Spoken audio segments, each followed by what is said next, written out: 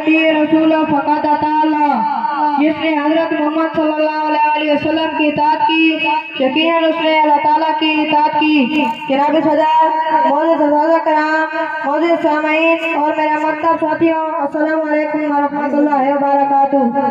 आज मुझे इस मौजू पर लाभकुशाई करने का मौका मिला है। उसका उन्वान है मौलुमुल अफ़राद। जनाब सदर, नबी करीम सल्लल्लाहु अलैहि वसल्लम के अखलाक बेमिसाल और बेमिसाल थे।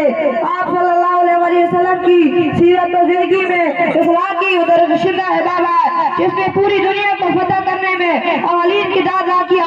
बड़े बड़े सुलमाओं, चीज मारखानों, वाक़ई नामी गरम जालमों और पहलवानों को आप पर ईमान लाने और आपका जानसार पर मजबूर कर दिया था।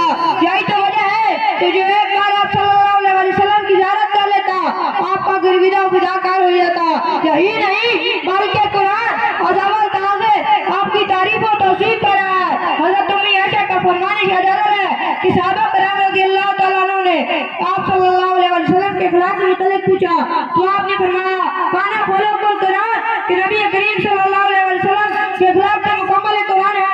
जब वलीद बिन मुग़ीरा ने आपके किताब अखलाक पर उंगली उठाई तो अल्लाह ताला ने अपनी तरफ से जवाब दिया, क्या मेरे महबूब तेरे अखलाक और किरदार पर खबर लगाने वाले, खुद पागल, मजनून, दीवाना, झूठी कसम खाने वाला, इधर उधर की लगाने वाला, ज़लीलो ख्वार, हाथ से बनने वाला और हकीकत अपनी प्रदेश में खता का शिकार है।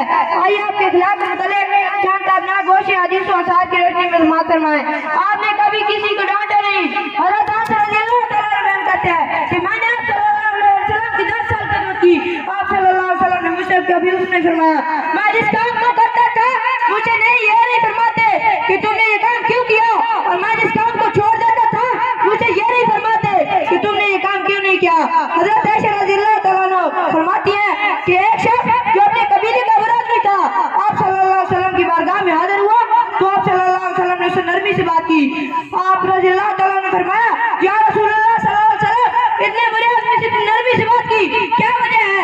आप सल्लल्लाहु अलैहि वसल्लम ने फरमाया ऐशा, लोगों में सबसे बुरा आदमी वो है जिसको लोग उसकी बदगुफ्तारी और बदकलामी की वजह से छोड़े।